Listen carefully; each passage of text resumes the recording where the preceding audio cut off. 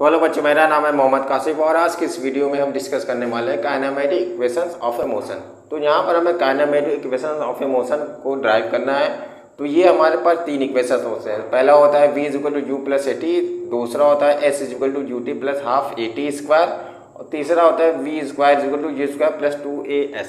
हमें इसको graphically method की सहायता से इसको ड्राइव करना है। याद रहे आपको कि ये जो मेथड हम यूज़ कर रहे हैं ये है आपका ग्राफिकली मेथड है। यहाँ पर क्या हमारे पास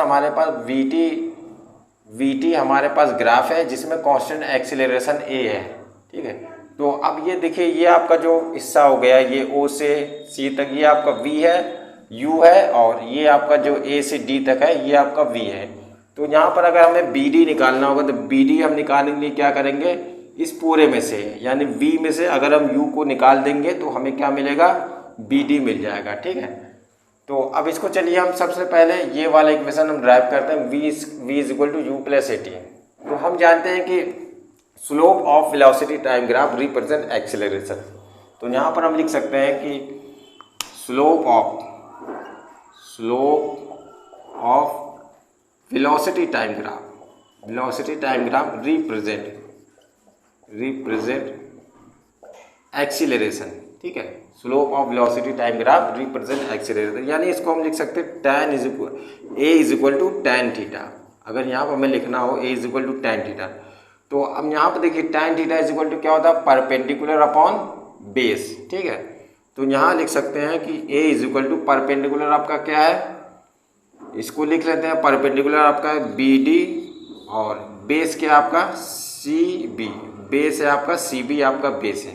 ठीक है, तो यहाँ से हम a इज इक्वल टू लिख सकते हैं। अब देखिए BD की वैल्यू क्या है, BD इज इक्वल टू हम लिख सकते हैं v minus U and AC and CB is equal to हम लिख सकते हैं CB देखिए किसके पैरेलल है, CB जो है आपका पैरेलल है वो OA के पैरेलल है और OA क्या आपका T है।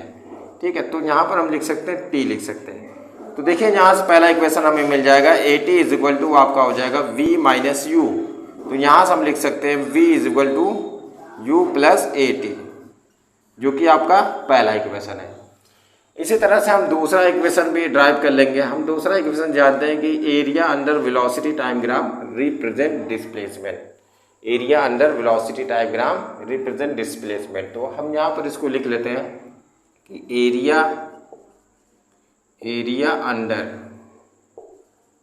Velocity time graph represent displacement.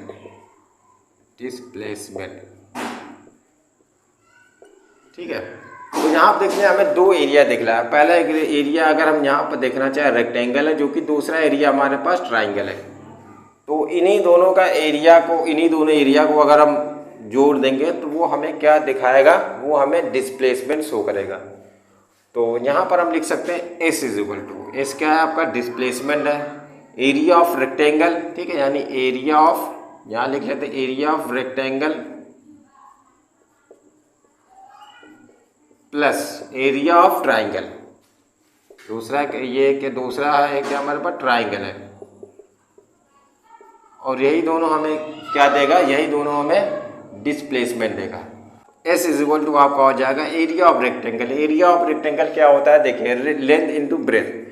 तो यहाँ पर हम लिख लेते हैं आपका लेंथ क्या है आपका OA इंटू ब्रेथ क्या है आपका, ब्रेथ हो गया आपका OC। ठीक है, plus half area of rectangle, हम जानते हैं एरिया ऑफ रेक्टेंगल होता है half into base into height. तो इसको लिख लेते हैं हाफ इंटू बेस क्या आपका CB है, बेस है आपका CB इंटू हाइट क्या है आपका, हाइट आपका है BD, हाइट है आपका BD। तो S इज इक्वल टू लिख सकते हैं। अब देखिए आपका क्या हो जाएगा OC क्या है आपका OC क्या है आपका U है इंटू OA क्या आपका T है, यहाँ पे इसको हम T लिख रहे हैं, प्लस हाफ इंटू बेस क्या है CB, हाफ इंटू बेस क्या है CB है। CB किसके बराबर है, CB OA के पैरेलल है जो कि T है। तो यहाँ इसको लिख सकते हैं T। अब क्या है BD क्या है V माइनस यू है। लेकिन यहाँ देखिए ध्यान देने की बात है कि यहाँ पर देखिए आपका 80 है, ये है आपका 80 स्क्वायर, ठीक है। यहाँ पर v माइनस यू है ही नहीं, तो यहाँ पर हम क्या कर सकते हैं, अब देखिए बी डी की वैल्यू हम इस इक्वेशन से निकाल लेते हैं। मान लीजिए इक्वेशन ए है, ठीक है, ये इक्वेशन ए है। तो यहाँ से अगर हम बी डी की वैल्यू निकालेंगे तो देखिए क्या हो जाएगा, B D is equal to आपका हो जाएगा ए इंटू सी बी। तो फ्रॉम यहाँ पर हम लिख देते हैं फ्रॉम ए यहाँ से हम लिख सकते हैं कि जो आपका हो जाएगा बी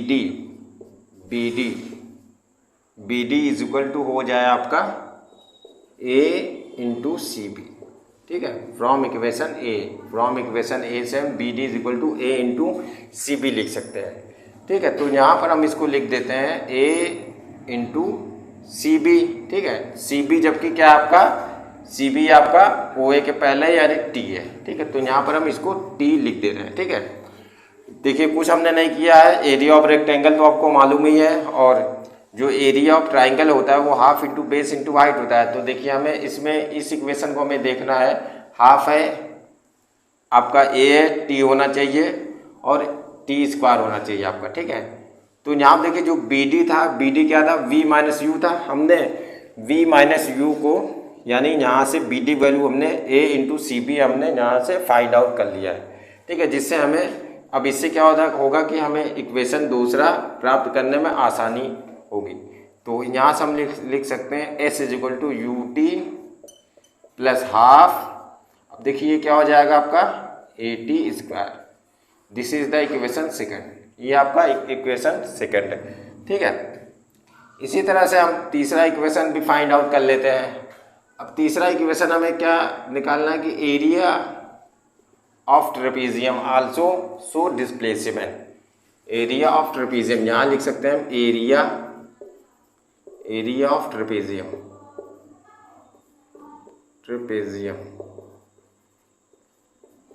आल्सो रिप्रेजेंट डिस्प्लेसमेंट,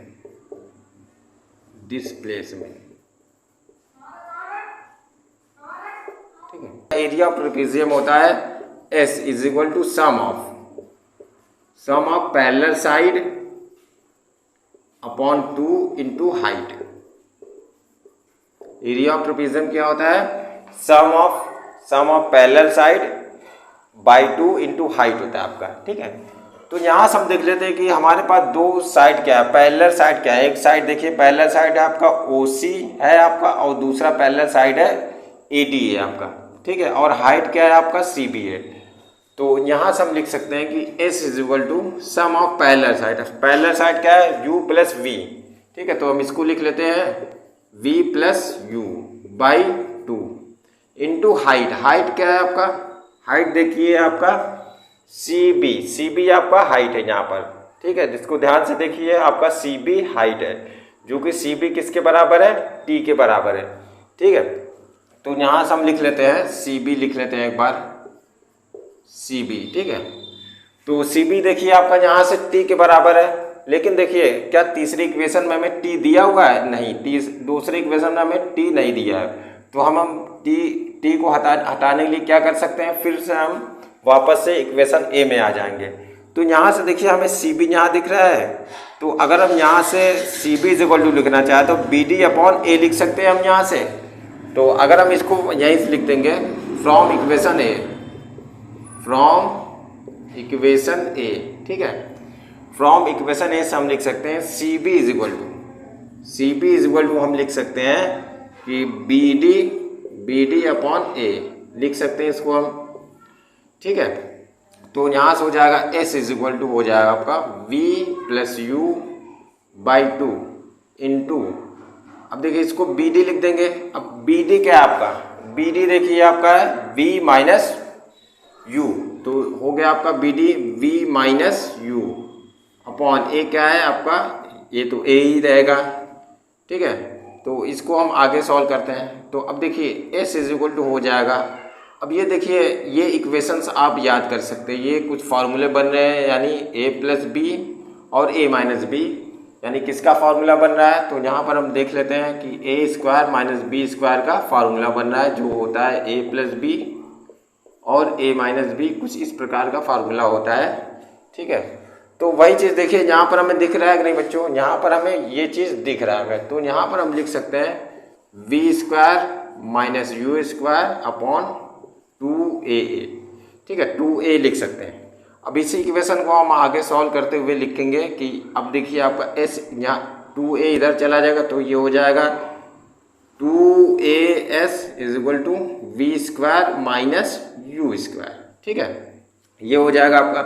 तो इस इक्वेशन को बस हम आगे लिख सकते हैं कि V square is equal to U square plus 2as। ये आपका इक्वेशन 3 हो गया। ठीक है, तो बहुत ही आसान सा डेरिवेशन है। इस